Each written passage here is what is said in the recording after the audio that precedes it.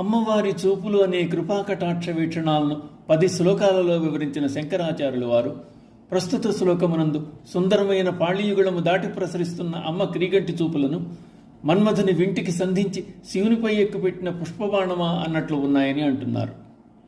అరాళం తే పాళీయుగళం అగరాజయతనయే నకేషాం ఆధత్తే కుసుమశరకోదండకుతుకం తిరశ్చీనో యత్ర శ్రవణపదం ఉల్లంఘ్య విలసన్ అపాంగవ్యాసంగో దిశతి శరసంధానధిషణాం.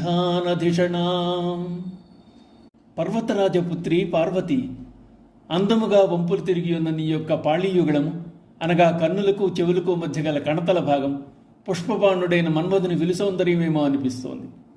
అది ఎవరికి ఆసక్తిని కలిగించదు?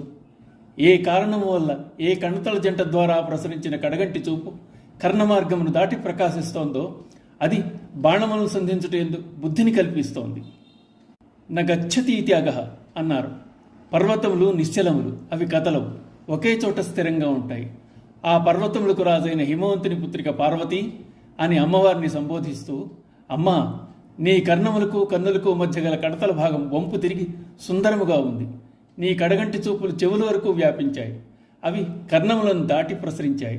ఆ పాళీయుగళము మన్మధుని ధనుసును సంధించిన బాణములోలే ఒప్పాయి అన్నారు శంకరాచార్యుల వారు.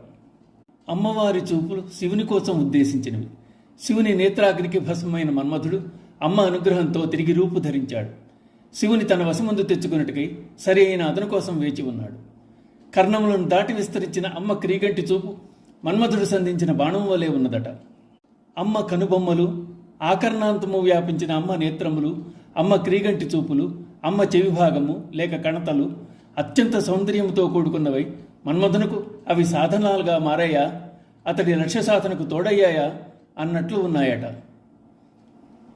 శ్రీ మాత్రే నమః.